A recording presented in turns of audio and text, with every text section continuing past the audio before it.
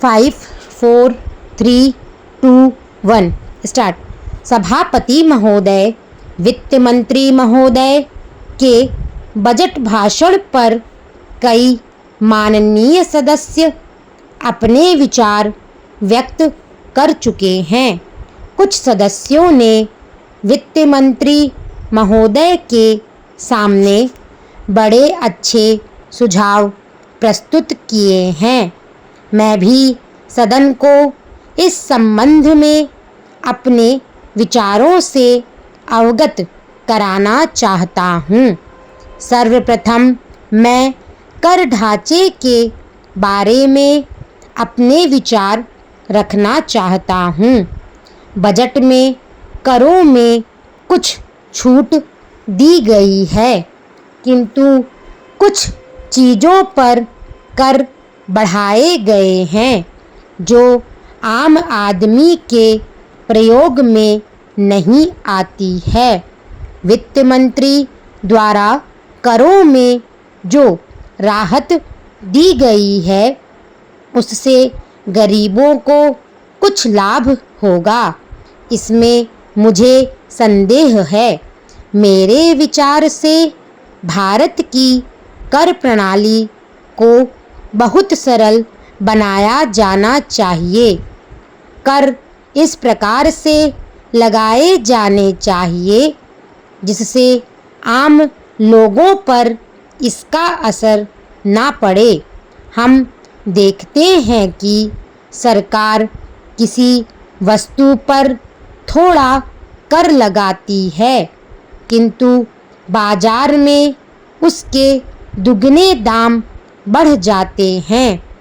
कर बढ़ाने के साथ साथ सरकार को यह भी कहना चाहिए कि किस किस वस्तु का दाम नहीं बढ़ाया जाएगा।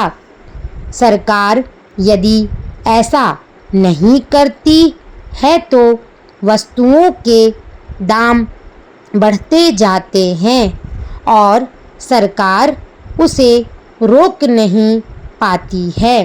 सरकार को ऐसे कदम उठाने चाहिए जिससे देश की गरीब जनता को लाभ मिल सके।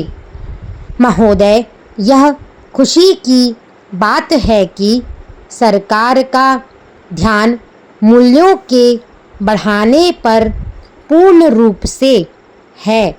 इस बात के लिए सरकार प्रयास भी कर रही है कि भविष्य में मूल्यों में वृद्धि ना हो।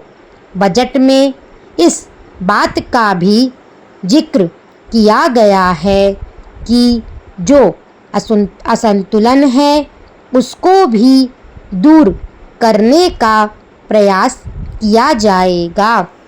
यह बहुत ही सराहनीय कार्य होगा। मेरी समझ में इससे देश का विकास होगा। हमारा देश कृषि प्रधान देश है। देश की अर्थव्यवस्था कृषि पर निर्भर करती है। बजट में किसानों के लाभ के बारे में कोई जिक्र नहीं किया गया है। किसान मेहनत से अपने खेत में अनाज पैदा करता है। सरकार को चाहिए कि किसान के अनाज को बेचने की अच्छी व्यवस्था कर दे और उन्हें उचित मूल्य दिला दे।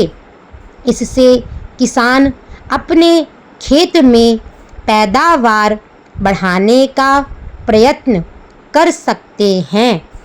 मैं मंत्री महोदय से निवेदन करना चाहता हूँ कि बजट में कुछ संशोधन करने पर विचार किया जाए और उसमें ऐसे निर्णय लिए जाएं ताकि देश में जिस उद्देश्य के लिए प्रजातंत्र की स्थापना की गई है वह पूरा हो सके।